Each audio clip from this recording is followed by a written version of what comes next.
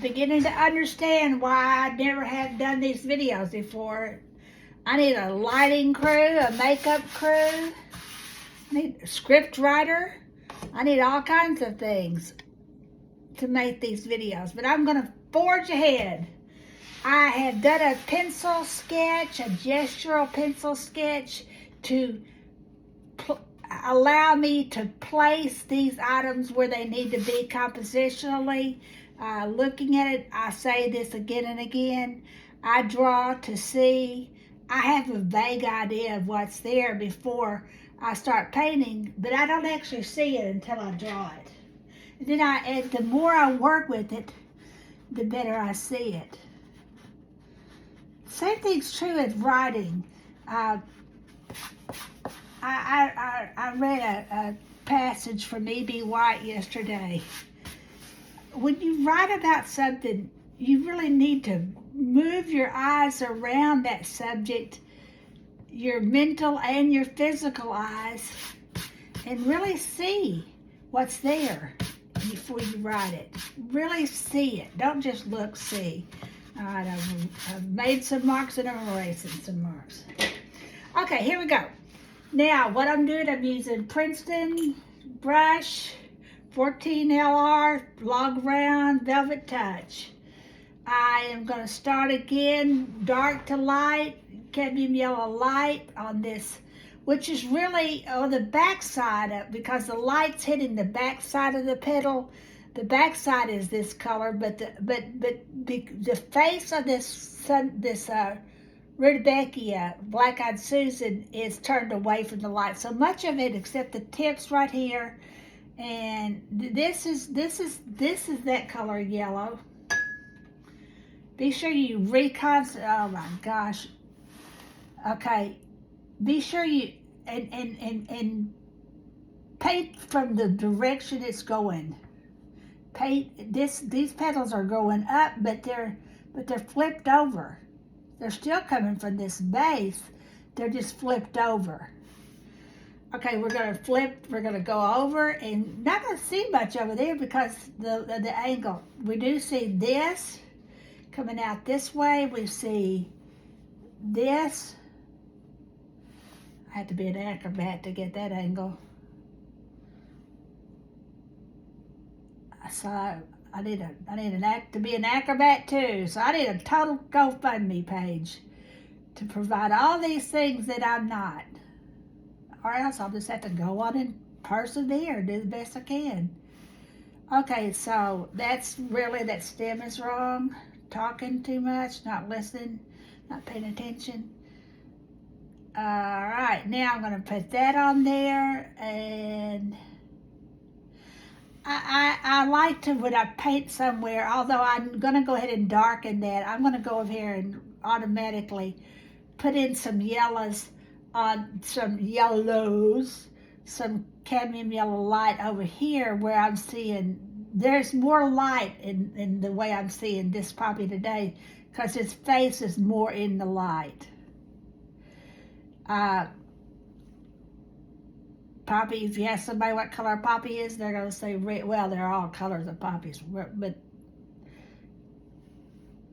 people are, regardless of that fact, if you ask them what color a poppy is, they're going to say red. Well, this poppy is a red poppy, but he's really orange. He's just an all-American poppy, but he's more orange than he is red.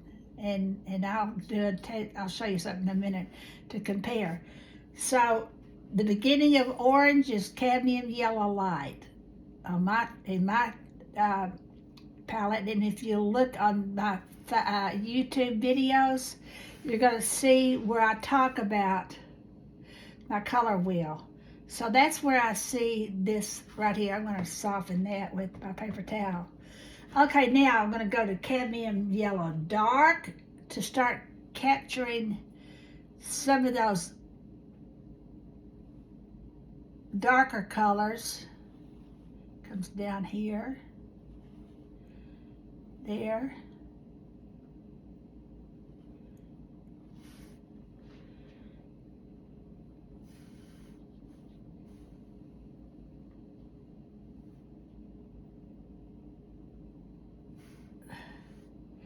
And now I'm going to go ahead and capture some cadmium red. That's cadmium orange. This is cadmium orange. I'm going to go ahead and dot some orange in on the darker side here. Moving toward that center. Stop it. Stop that still. Stealing the light. Okay, that's going out there.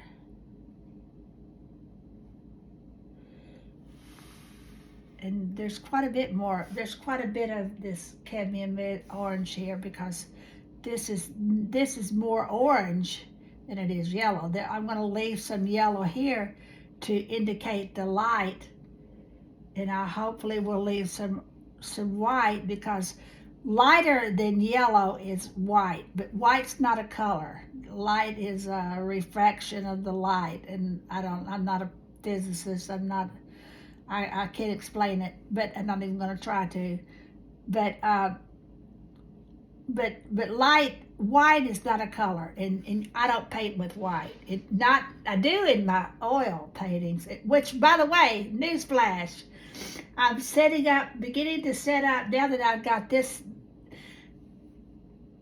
I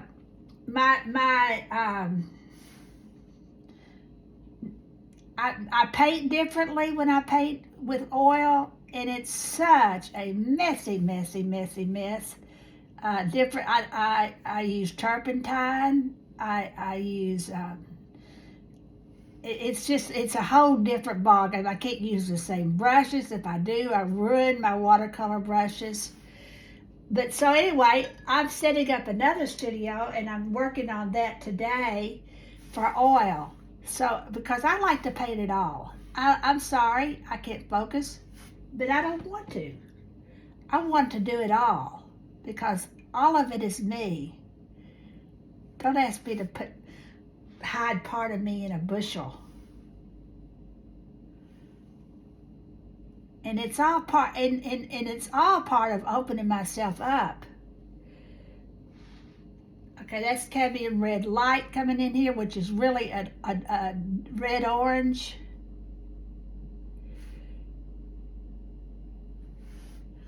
And I'm going to put a little bit of cadmium red dark in there.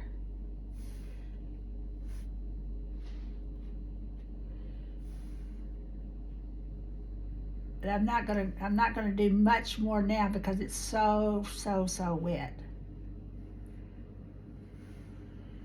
That's kind of where I'm going with it.